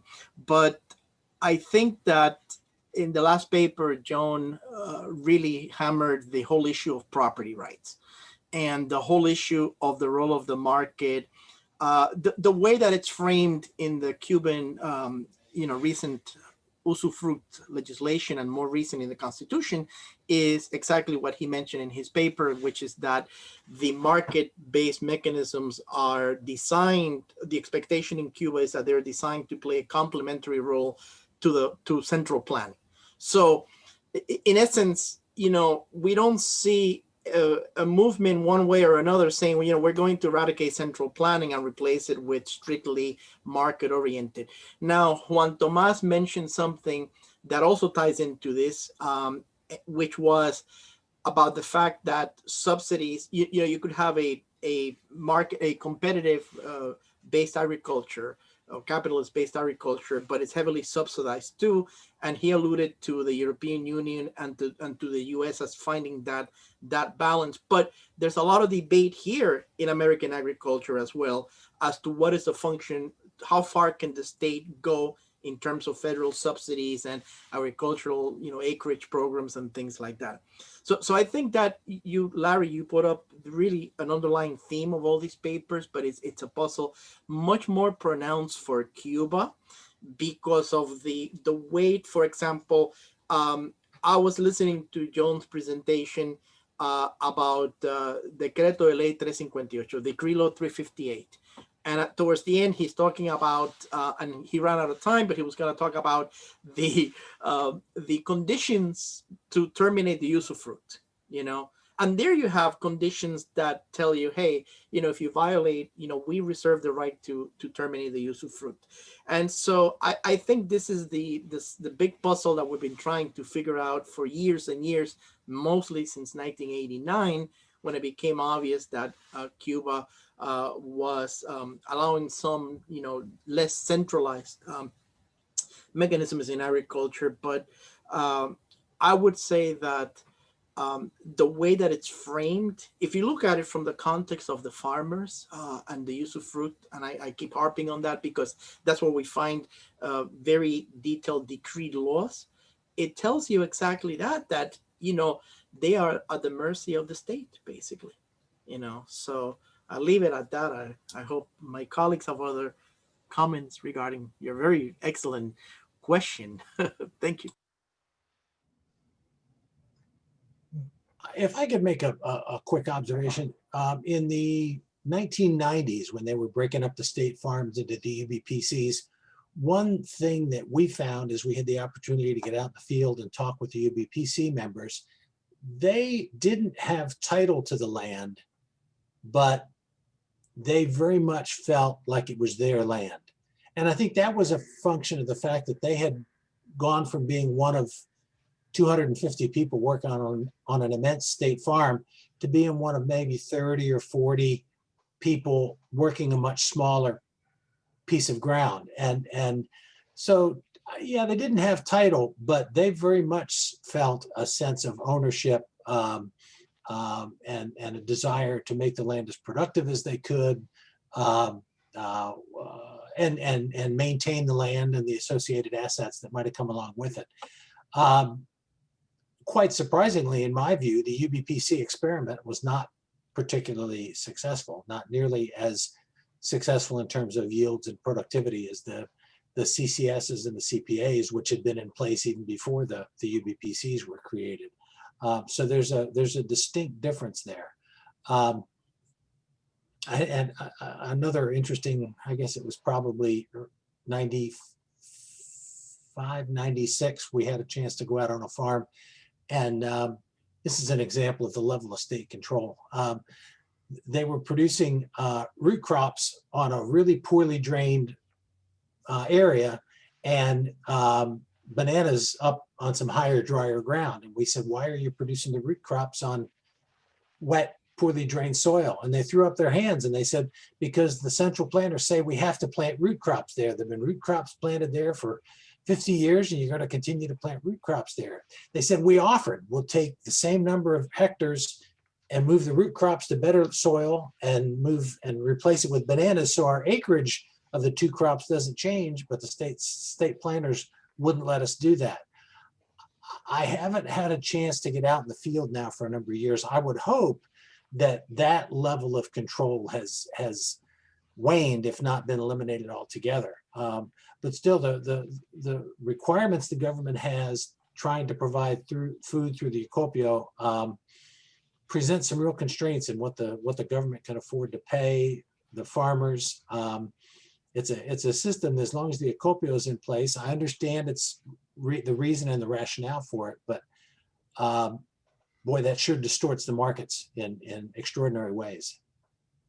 Right, and then it shows you that impasse there. I mean, that was probably the best illustration I've heard of this central problem. And ultimately something's got to give. From a lot of people's perspective, it's going back to traditional market-based farming. There may be other solutions, but right now, all that we hear and in these 4 excellent papers, all that we hear are variations of moving around within this kind of structural, institutionalized disaster, with absolutely no ability to move outside of those boundaries. And that's what makes this particularly interesting. But I've got some more questions for you folks. Here's a question for Mario from Natalia Delgado. Mario, why do you lump together private ownership with other forms of use in the non-state sector? Are all of these components of the non-state sector have substantially equal characteristics, or are they different? Well, thank you, Natalia. Excellent question. I think she was referring to when I presented the data tables and I had CCS and private, or in Spanish, CCS y privados. So unfortunately, that's the way that the Cuban government National Statistics Office bundles that data. So it's using even using the quarterly reports on agricultural production, non-sugar production, for example, or indicadores del sector agropecuario. It's impossible to dissect, what portion of total output comes from the private farmers versus the CCSs. It would be great if we had that separate information. Even, by the way, even the number of farmers, even if there's earlier this year, I co-authored a paper with Carmelo Mesalago, and we wrote about usufruct farming. And we really had to do a lot of forensic accounting, so to speak, to really estimate the number of usufruct farmers at different point in time. And some people came back to us and were asking us, how come you don't have a data series that's really comprehensive? And there's some contradictions on your data series. So we ended up really explaining why the contradictions were, what was the reason for those accounting or statistical contradictions. So that's really the reason why we aggregate all those two together. But let me finish quickly. The other part of our question is very good also, and let me try to answer that, which I can, at least in a qualitative basis. They don't have the same characteristics. The private, and I have my own family members that are agricultores pequeños, and they're very different in outlook, and that relates to property form and ownership than people who belong to associates who belong to a CCS. So there are differences between them, but statistically, officially, they're bundled together. Okay.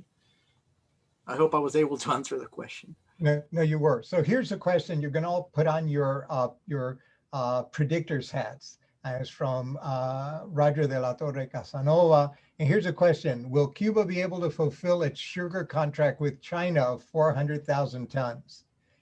And if you have the answer, we can take odds and bets after the panel is concluded. Yes, maybe I can answer.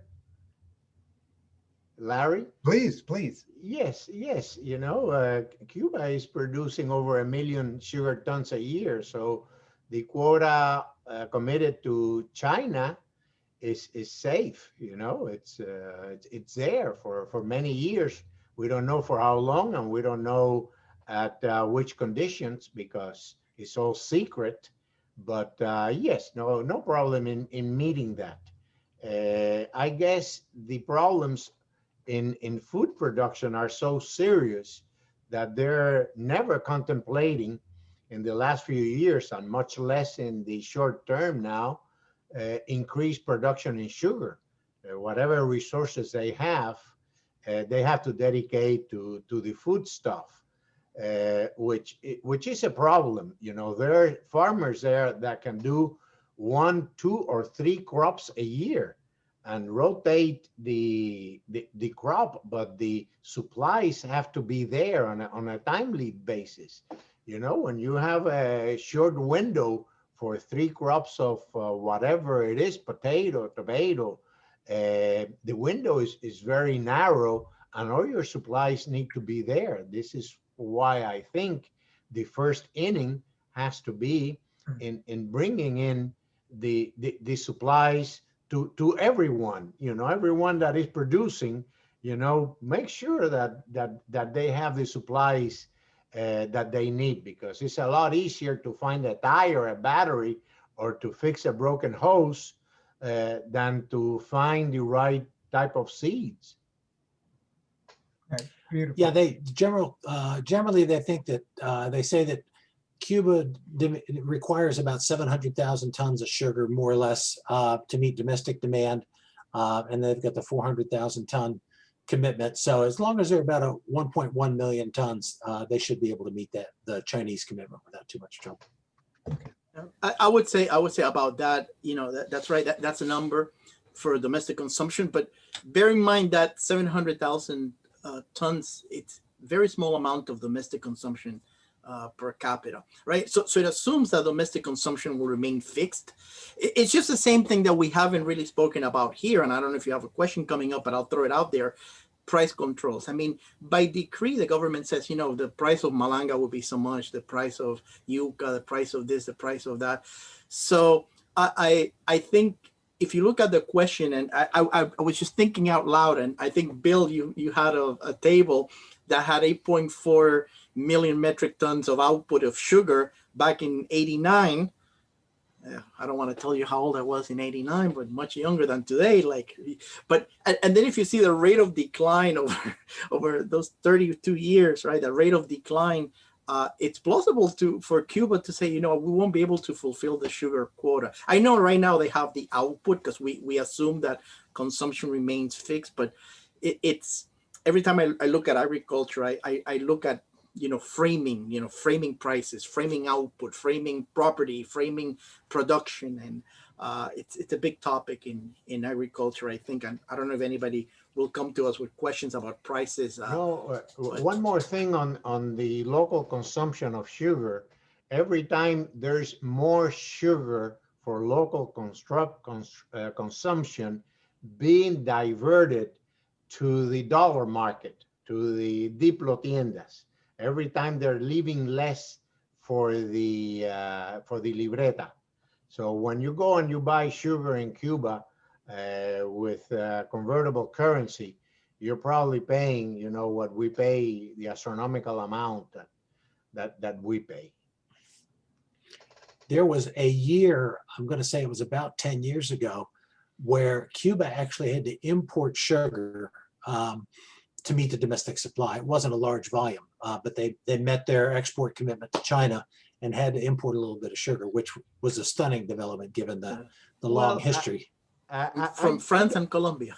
Yeah, I don't see at stunning, because the problem is that in November, December, you have exhausted your inventory, and you may have to buy a little bit from the outside to make it to the beginning of the year, where your own production picks up. It happens, all over the sugar market. As you get to the end of a harvest year, you see that the prices start climbing. You know, if you do the 12 months chart and the USDA, and you do it year after year after year, you could see that when the end of the Brazilian harvest is ending, the prices are always jumping.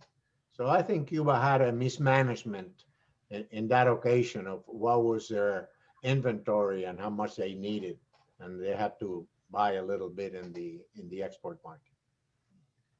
I have a question from Silvia Pedraza. Mi comentario es para Juan Tomás Sánchez, but it can go to all of you folks. Con respecto a la nueva tarea de reordenamiento del gobierno, un amigo de Cuba me dijo con típico humor que en la isla dicen que lo que quiere decir es tú ordenas y yo miento.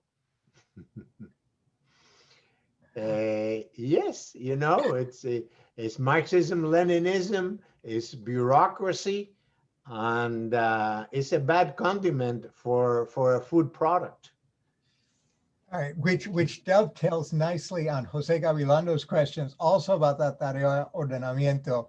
And the question is whether you think, given the tu ordena y yo miento principle, whether the Tarea Ordenamiento reflects greater acceptance of market mechanisms in agriculture or other sectors, and whether you think that the state will be effective in enforcing retail price controls on food and agriculture.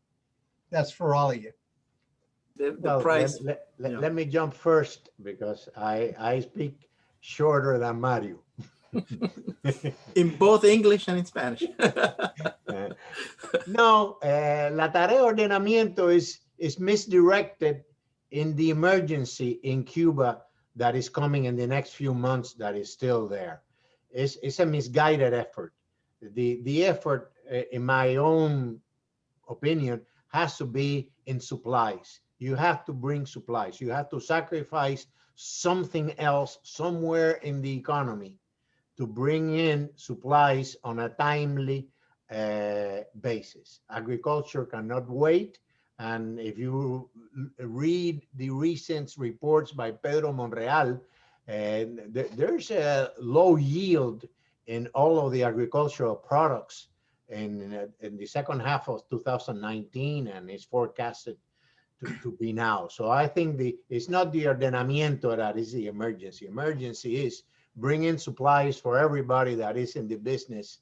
There's always waste. There's always, you know, it's going to be like that forever and ever. Thank you, Mari. I was gonna say that was very quick. I see if I can do better. I think that one way to answer that very good question, by the way, by Jose Gabilondo. Thank you, by the way, Jose, for your question. I think one way to really answer that is to go back and look at what does the Tarea de Ordenamiento say about price controls, and what does it say about the role of private, non-state production, and how non-state production will still remain subordinated to cooperatives, and cooperatives are a socialist form of production. Some may be better, some may be more efficient. You know, I myself have said it here many times in all our agricultural panels. You know, the CCSs are more effective if you look at yields, whenever you can find data, but they are a socialized form of production. And then the usufruct farmers are being compelled, okay, to associate themselves with these cooperatives. They cannot operate independent of these cooperatives, right? And that's in the most recent decree law, which you know, builds right into the Tarea de Reordenamiento. So from what I gather, it seems that central planning will remain, or it's the dominant form of economic coordination. Just a quick observation here. About 6 years ago, it was after the lineamientos, we were down in Cuba. We had the opportunity, we were sitting around on someone's front porch one evening sipping rum. And the more rum is consumed, a lot of times you get some very interesting observations from the people that you're sitting with. And one of them was a Ministry of Agriculture, fairly high staff person. And he shrugged and he said, we've been telling people what to produce and how to produce it for 35 years. He said, it's a tough habit to break. And I thought that really got down to kind of the crux of the issue in a lot of the problems and challenges that they're facing in terms of adjusting their policies. Can I ask a question to Professor Messina? What kind of rum, Habana or mulata? Whatever we could get our hands on. Very good, very good. All right. But we have a follow-up from Jose Gavilando, and this is directed to Bill, but actually to all of you as well. And it goes to the issue of markets, but this time markets within government for control. And then the question is, does Alimport coordinate all food imports by Cuba, or is there any internal competition within the Cuban state for the authority or jurisdiction over imports? I am not hugely well informed on that topic. I am not aware of there being any internal fighting over what they import or how they import it. Very much centrally planned. But I don't think there are competing interests coming together trying to figure out how much wheat to import.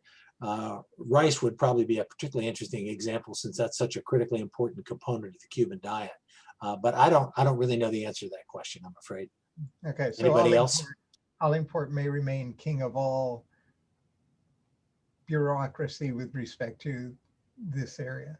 Far as I know, I mean, Alimport certainly. When I talk about Alimport, I speak more in terms of the pivotal role that they play in terms of U.S. imports. There's no other. Interesting.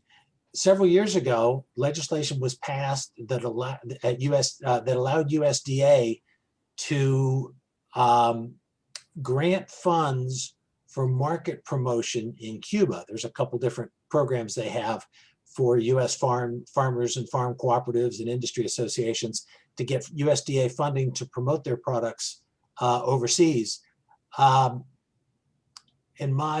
To my knowledge, there's only been one relatively recent request for those kinds of funds, because it's not like, you could promote it to chefs. You could promote long grain, high quality US rice to chefs within Cuba, but the chefs don't have any real influence over what's purchased or who purchases it or when they purchase it. So the use of market promotion funds in Cuba, even though it's allowed now, is very much constrained by the structure and function of the purchasing process and the centralization from Alimport.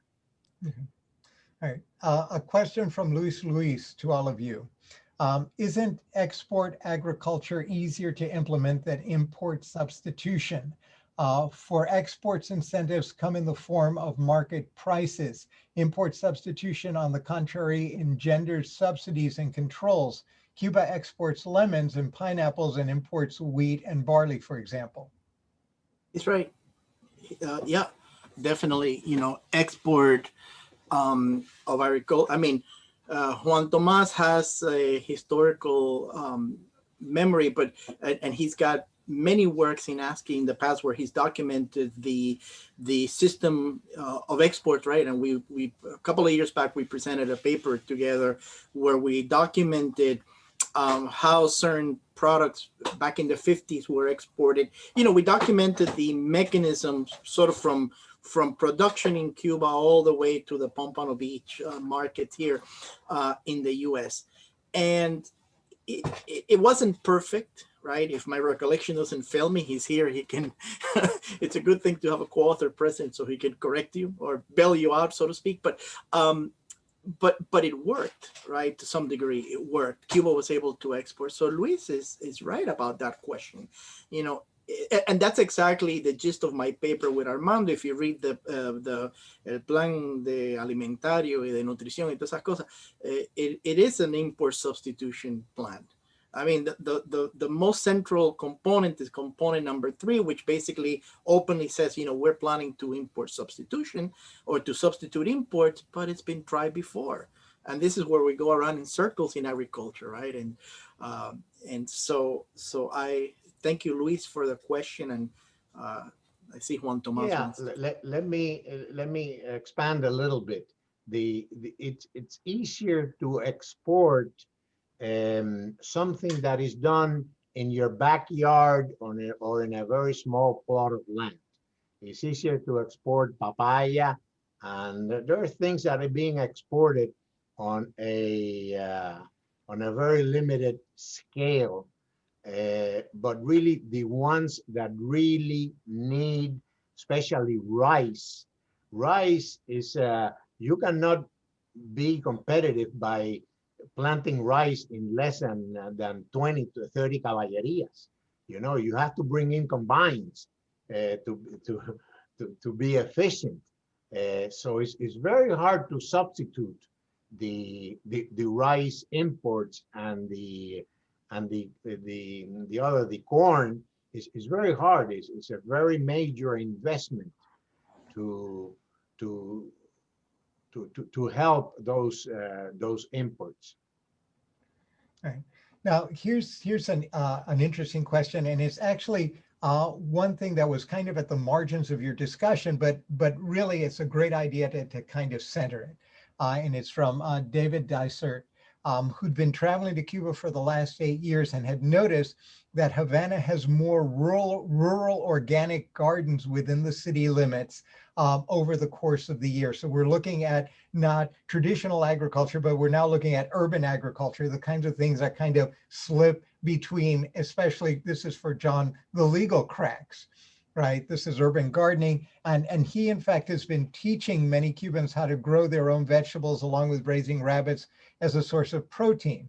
And he suggests that the solution to the problem of how one eats an elephant is one bite at a time. And this may be a good way of teaching the Cuban people self-sufficiency beyond or outside of the structural or institutionalized mechanisms and the locations, the traditional locations of agricultural production that we've been talking about. And so I leave you with that comment, and also then with a question implicit in it: to what extent or how useful or what value is there to either fostering, recognizing, expanding, or dealing with the issue of urban farming, especially organic farming, and to what extent is the state interested? Well, the state is very interested in promoting the organiponicos, the urban gardens, and they are a very important component of the food supply in their neighborhoods there. Plus, I would argue that if you could find statistics, I bet that's some of the most productive land in Cuba. When you go by those urban gardens, they look pretty good. So the state is trying to promote that. And opening more, I think, more of the urban gardens pretty much all the time. Again, it's been several years now since I've been to Cuba. But it seemed like for a while there, every time you went, there was another patch of ground that in an urban area that had been made into a very small urban garden. So it's a component, and they're trying to promote it as best they can. Yes. I'll find it and share it. Recently, Pedro Monreal on El Estado como Tal, he has that statistics in there, and it was very substantial what is produced in the traspatios of homes and small farmers. And there are farmers there that have contracts with the state to produce eggs or to produce something, and that helps being able to produce other things that they can sell on their own.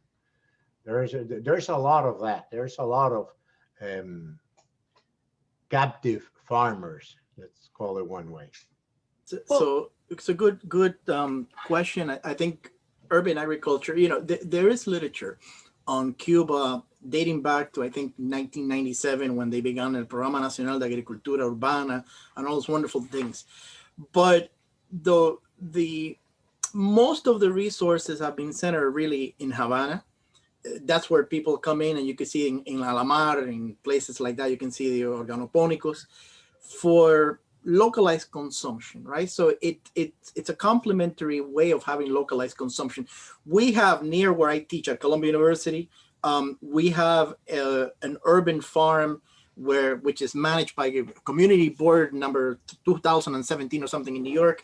And they sell in the market, in the Union Square market on the weekends. This is before the pandemic, of course. But my point being that it's part of the overall menu of agricultural output in an economy, but it will not, in my opinion at least, I don't think it will resolve the issues that Cuba is facing, because we're talking about a population of 11.2 something million people, and a migration of labor, an essential input, away from agriculture. That's a major problem that agriculture faces, on top of price controls and property issues, or insufficient autonomy and all that.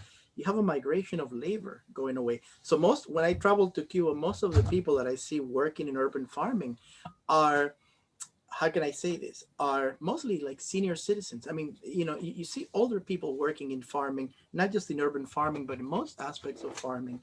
So it's part of the menu, I think, but very far from being, a scalable solution for a country the size of Cuba. And also, by the way, with the levels of urbanization that Cuba has. And one final comment, connected to urban farming, the condition of the housing stock in Cuba. So people are going to say, we need to resolve the housing problem, the food problem, before I can join into organic farming and all that. So, but the state has devoted resources to organic farming. They have programs and centers that promote it and so on. Last question, because our time is up, but I'm going to cheat a little and take us just slightly over. But it kind of it carries out. This is from Sergio Diaz-Briquez, but it builds on your last comment, Mario, which is, if you're going to be building in a deteriorating city, a city where you've got a bunch of lead paint and other things now in the ground that you're using to cultivate to make lettuce and the like. The question is environmental issues, the environmental issues underlying the problems facing Cuban agriculture in the organoponicos, of course, but in large scale, of course, in standard agriculture. This is an issue that was raised by Funes Monsote since the 19th century. While some deterioration could be reversed by investing in the recovery of the land, are there estimates of how many resources would be required and how to access them to meet the issues potential and to be discovered and actually known that touch on environmental issues? Yeah, look, some of my colleagues here will are familiar with this. I think the soil quality has in many parts of the island has really been depleted. I think that also there's a going back and forth, right? Because there was a so-called intensive agricultural model of production all the way until the early 1990s. And then Cuba theoretically migrated or transitioned to a less input intensive model of agricultural production during the special period and in recent years and all that. But the magnitude of the environmental problem is pretty complex, because remember, you have multiple forms of production in the economy, and accounting it's iffy about it. The other thing is where you see traction animals being used, people say, well, that's environmentally friendly and so on. And then you have another plot that's using tractors from the Soviet Union, from the former Soviet Union, contaminating the environment. So there's that level of pollution and all that. And so it goes back to something that Joan mentioned in his paper, which are incentives, right? So what are the incentives? If you are a private, a pequeño agricultor, and you're facing all these restrictions to produce your output, you're facing input restrictions, you're facing price controls, you're facing acopio, you're facing so many limitations. I really think that, you have to consider the environmental impact, but that takes a backseat, really. And I'm not saying that by the way, before I stop, I'm not saying that the agricultores pequeños are contaminating the land and all that, but when people are facing production constraints, that's what happens. You know, you need to produce with whatever you can find. You don't have the luxury of saying, I'm going to be environmentally, you know, conscious to the degree of people in other places can be. Okay. Just a quick observation. We've been trying to launch a program, a project with the Soils Institute in Cuba. We're very fortunate, UF, to have really the most distinguished tropical soil specialist in the world, a gentleman who, by the name of Pedro Sanchez, who happens to be Cuban American. And he's been to Cuba a number of times with us. And when he looks at the soils, even in areas where it's degraded, he does not feel as though they're beyond being able to be recuperated with proper treatment and that sort of thing. But in terms of details on what would be needed, there's testing that needs to be done. And the Soils Ministry is eager to work with us, and we're eager to work with them. But because of the antagonistic approach of the current administration, it hasn't been possible for us to get approval to do that yet. But that's on the docket, and hopefully we're going to be able to get that launched fairly soon here to provide some more detail. You know, you just, if you take soil out of production, the interesting thing, Matabu fixes nitrogen, which means it helps reestablish the nutritive capacity of the soils. So it's one upside to it, and the other one being the fact that they can make some pretty good charcoal out of it. So it's not all downside when you talk about Matabu, but the tremendous productive potential in Cuba that's definitely recoverable in our estimation. And with that, I will close the session. Thank you all very, very much for a fascinating set of presentations and an even more fascinating discussion that followed. Thank you, audience, for your questions and your patience with us. We went a little over. Really appreciate it. Great job. And I look forward to the rest of the panels and the conferences tomorrow. Thank you. And Thank you, Larry. we're done. Thank you. Thank you, everybody. Thank you. Take care. Thank you. Bye-bye. Bye-bye. Thank you. Thank you.